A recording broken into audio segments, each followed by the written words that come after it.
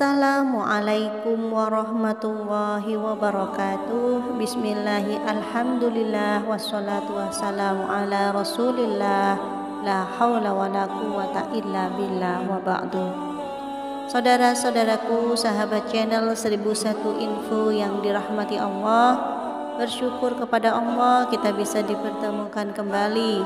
Semoga saat menyimak video ini Anda semua senantiasa dalam keadaan sehat walafiat, diberikan rezeki yang lancar, halal, dan dimudahkan segala kesulitannya. Amin amin ya rabbal alamin. Sahabat beriman yang dirahmati Allah, wudhu memiliki kedudukan yang penting dalam agama Islam.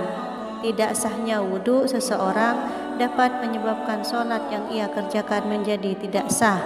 Sedangkan sholat adalah salah satu rukun Islam yang tidak dapat ditawar-tawar lagi. Oleh karena itu merupakan suatu kewajiban bagi setiap muslim untuk memperhatikan bagaimana dia berwudu. Nabi SAW bersabda, tidak diterima sholat yang dilakukan tanpa wudu, dan tidak diterima sedekah yang berasal dari harta yang didapat secara tidak halal. Hadis riwayat Muslim. Sebelum dilanjutkan dengan kerendahan hati, mari kita dukung channel kecil ini agar bermanfaat besar untuk kita dengan cara menekan tombol like dan subscribe. Bagi yang sudah like dan subscribe, semoga rezekinya semakin lancar. Amin ya rabbal alamin. Saudaraku, berikut ini 10 kesalahan yang sering dilakukan oleh kaum muslimin pada saat berwudu. Yang pertama adalah tidak membaca bismillah. Rasulullah SAW bersabda, tidak sempurna untuk seseorang yang tidak membaca basmalah. Hadis riwayat Ahmad. Kemudian yang kedua adalah tidak sempurna membasuh anggota wudu. Tidak sempurna dalam membasuh anggota wudu dan mengakibatkan ada sebagian anggota wudu yang tidak termasuk oleh air.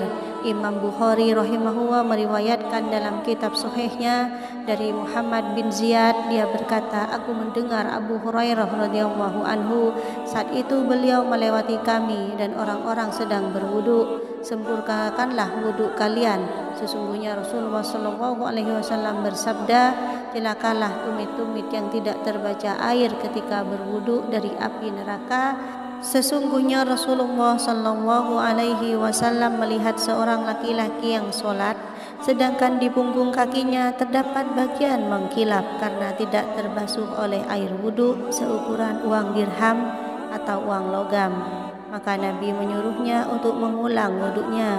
Hadis riwayat Imam Ahmad dan Abu Daud. Kemudian yang ketiga adalah membasuh anggota wudhu lebih dari 3 kali. Ini adalah was-was dari setan. Karena Nabi SAW tidak pernah menambah cucian dalam wudhu lebih dari 3 kali, sebagaimana dalam Sahih Al-Bukhari bahwa Nabi SAW berwudhu 3 kali.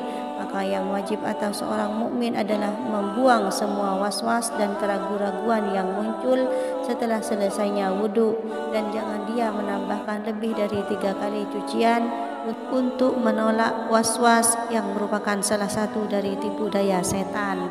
Kemudian yang keempat adalah boros dalam penggunaan air. Ini juga terlarang. Rasulullah SAW bersabda, janganlah kalian boros dalam penggunaan air. Maka beliau Sa'ad berkata, apakah dalam masalah air ada pemborosan? Beliau bersabda, ya, walaupun kamu berada di sungai yang banyak airnya. Kemudian yang kelima adalah menyebut nama Allah di dalam WC atau membawa masuk ke dalamnya sesuatu yang di dalamnya terdapat zikir kepada Allah. Kemudian yang keenam adalah beristinja atau mencuci dubur setelah buang angin. Tidak ada istinja ketika buang angin atau kentut.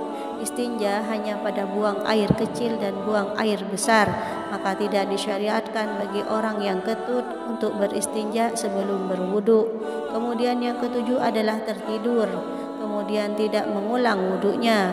Sebagian orang tertidur di masjid, kemudian apabila iqamah dikumandangkan, dibangunkan oleh orang yang di sebelahnya, lalu langsung bangkit sholat tanpa berwudu lagi. Orang yang seperti ini wajib baginya untuk berwudu karena dia lelap dalam tidurnya. Adapun kalau dia sekedar mengantuk dan tidur ringan sehingga masih mengetahui siapa yang ada di sekitarnya, maka tidak wajib baginya untuk berwudu lagi. Kemudian Kemudian yang kedelapan adalah meninggalkan istinsyaq dan istisar.